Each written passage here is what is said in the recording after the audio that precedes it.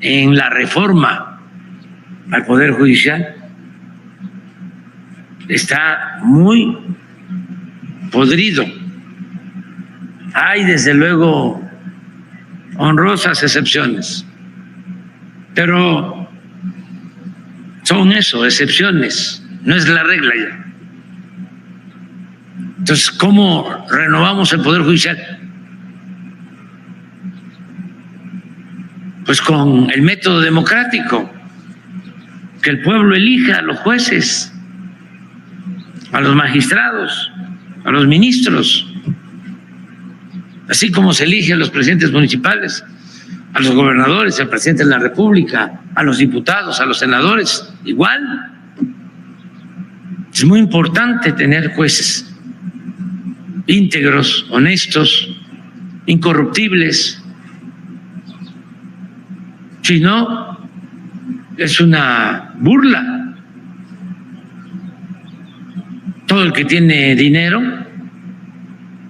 que tiene para comprar su inocencia, queda libre, como se decía antes. ¿Cuándo has visto un costal, un bulto de dinero en la cárcel? Porque imperaba la impunidad. Entonces, eso hay que resolverlo. Es una asignatura pendiente. Y nosotros intentamos, yo busqué que se llevara a cabo una reforma en el Poder Judicial, que la impulsaran ellos mismos, porque es un poder independiente. Pero no pudimos, porque cuando llegué pensé de que era muy difícil pues cambiar a los jueces o hacer lo que hizo Zedillo, de que desconoció al Poder Judicial, en particular a la Suprema Corte, los despidió a todos y propuso a otros. Yo no iba a hacer eso. Entonces pensé cómo hacerle. Es como el caso de la corrupción. He estado combatiendo la corrupción por cerca de 50 años de mi vida. Me acuerdo que el primer libro que escribí, no el primero, sí, de los primeros, Tabasco víctima del fraude, fue en 1988, y ahí dedico un capítulo, la parte de un capítulo explico el por qué tomé la decisión de luchar por la democracia y cómo me llevó a ser dirigente opositor el combate a la corrupción. Desde entonces, del 88 para acá, pero ya había yo combatido la corrupción desde 77, que ocupé mi primer cargo como director del Instituto Nacional Indigenista en Tabasco. Pero cuando llego a la presidencia, incluso he escrito libros sobre eso.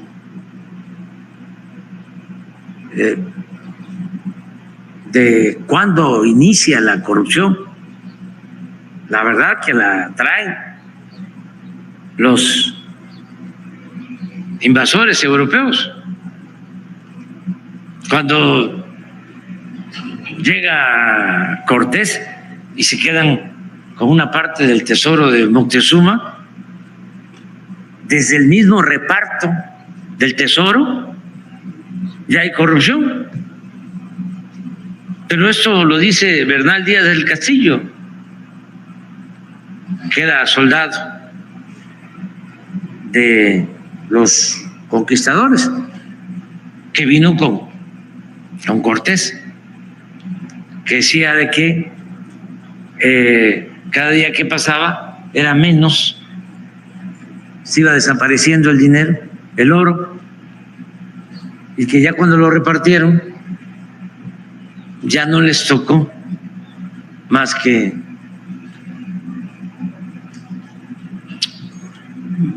migajas, ya había desaparecido. En la historia de México, por ejemplo, 3 veces se ha incendiado o han quemado el Palacio Nacional, y 2 fue en la época virreinal por corrupción.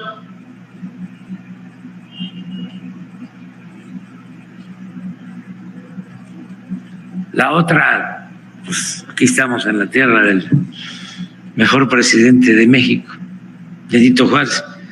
Él fallece en 1872 y a los 2 meses, al poco tiempo, 1 mes, 2 meses, se incendia el palacio, un accidente, lo que era el recinto del Congreso, muy cerca de la casa, la residencia, la intendencia antigua del Palacio Nacional donde vivía el presidente Juárez. Pero las 2 veces anteriores de que se había quemado el palacio no fue por accidentes, fue en contra de los virreyes por corruptos. Entró la gente y quemó el palacio. Entonces, he estudiado eso desde entonces, porque eso no existía en la época prehispánica.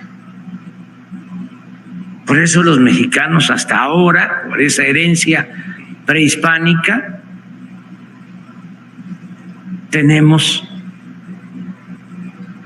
valores, y dentro de esos valores está la honestidad de nuestro pueblo, porque eso no se pierde, eso se va transmitiendo de generación en generación, y es tan fuerte, las culturas son tan fuertes, las culturas como en Oaxaca, donde la gente antes ni siquiera sabía qué era el robo. Podían dejar su maíz en la milpa, en el trabajadero, en la troje, y nadie se atrevía a robarse el maíz. Eso viene de lejos. Por eso todavía podemos decir que la mayor riqueza de México es la honestidad de su pueblo. La corrupción vino, bueno, pero aclarando todo esto, cuando llego a la presidencia me encuentro de que era peor de lo que yo había escrito y había imaginado. Entonces, algo parecido me sucedió con el Poder Judicial. Sí sabía yo de que estaba descompuesto y planteé, bueno, ¿cómo le hacemos para reformar? Hice unas propuestas de ministros, me equivoqué,